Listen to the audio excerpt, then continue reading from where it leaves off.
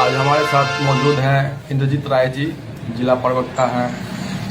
अच्छा बोल लेते हैं और ज़िले के राजनीति के बारे में अच्छा समझ भी रखते हैं।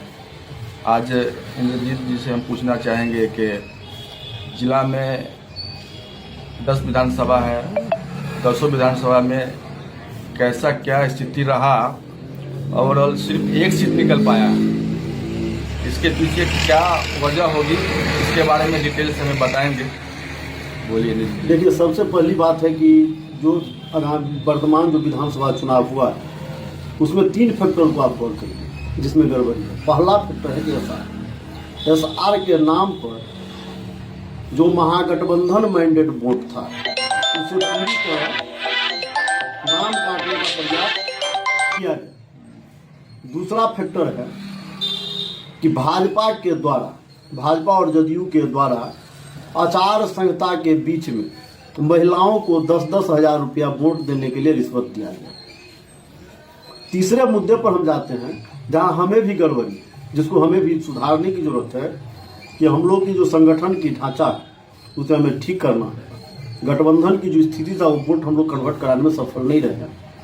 तमाम बिंदुओं पर जो समीक्षा लगातार हम लोग कर रहे हैं और लगातार प्रयास कर रहे हैं कि इससे अच्छा परफॉर्मेंस अगली बार हम लोग करें।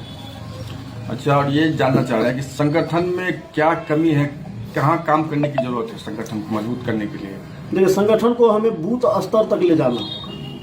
जब तक हम लोग बूथ पर मजबूत नहीं होंगे, हम लोग कई चुनाव में देखे हैं, लोकसभा में देखे, वर्तमान में विधानसभा चुनाव में भी देखे हैं कि जिला में संगठन है, प्रदेश में संगठन है, प्रखंड में आते आते संगठन की स्थिति थोड़ा कमजोर होता है और पंचायत और बूथ पर हम लोग नील हो जाते हैं। पार्टी का जो मास केडर जो वोट है वो वोट हम लोग को है, लेकिन उस वोटर को बूथ तक ले जाकर के जो वोट खसाने वाले हमारे पास केडर का अभाव है, जिसके कारण हम लोग कमजोर पड़ रहे हैं बूथ में। उसे हमें ठीक करना होगा और जब तक हम लोग पंचायत और बूथ में केडर नहीं बनाएंगे तब तक भाजपा के स्टाइल में हमको संगठन उसके काउंटर में हमको खड़ा करना होगा। जब तक हम लोग खड़ा नहीं कर पाएंगे भाजपा को चुनौती नहीं दे सकते। कल एक वीडियो हम अपलोड किए थे, हमारी बात हो रही थी, आप ही के ग्रामीण हैं राम भरोसे राय जी, उन्होंने जेडीयू का जो अपना एक अलग ये था प्रोग्राम था, उसमें वो बतला रहे थे जो हम लोग इस तरह से बिजली फ्री दिए, उसके बाद महिला पेंशन का जो है वो 1100 रुपया बढ़ाए और कुछ वजह सब गिनवा रहे थे। उसके बारे में कुछ डिटेल्स बताइए ना। देखिए, बिजली की अगर बात रहा तो 200 यूनिट बिजली की मांग हम ही लोग कर रहे थे कि जब गठबंधन की सरकार बनेगी, मेरा सरकार बनेगा तो हम 200 यूनिट बिजली फ्री करेंगे।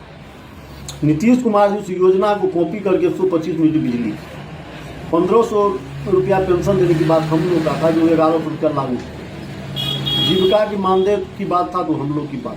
एक चीज़ आप गौर कीजिए कि भारतीय जनता पार्टी और जनता दल यू की बिहार में गठबंधन की 20 साल की सरकार में कहीं आपको ऐसा योजना आप पहले देखें कि जदयू और भाजपा ने लागू किया हो? क्योंकि इनको किसी भी विकास के मुद्दे से कोई लेना देना नहीं। जब हम लोग जो मुद्दा को उठाए उसको कॉपी करके कहीं ना कहीं उसको लागू करने का प्रयास किया है।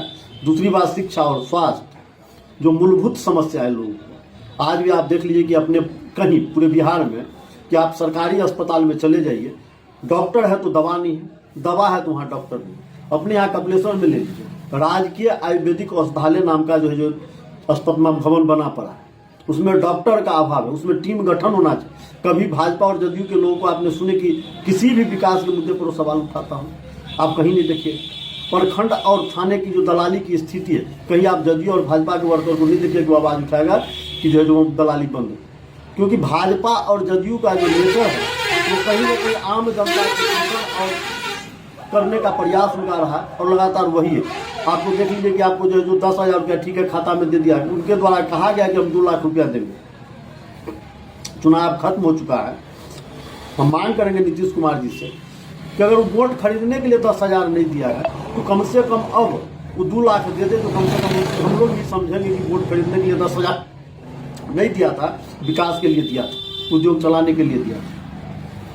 और आखिरी सवाल ये है कि सरकार तो एनडीए की बनने जा रही है, हमको लगता है जैसे देखे हैं यहाँ मधुबनी, सीतामढ़ी, दरभंगा, सुपौल सारे जिला को मिलाकर के मात्र एक विधानसभा में आसिफ जी सीट निकाले हैं डिस्ट्रिक्ट से।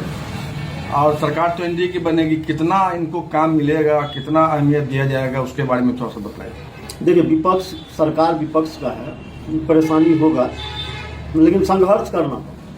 आप पिछले बार भी गौर किया कि जब डिस्ट्रिक्ट में डॉक्टर पियाज साहब विधायक थे, उस दौर में भी आपको भाजपा और जदयू का गठबंधन सरकार, फिर भी सड़क की स्थिति में ठीक किया गया था, जो विकास का मुद्दा था उस पर काम किया गया था। और इस बार भी विकास होगा और हम लोग प्रयास करेंगे कि आसिफ भाई विकास करेंगे।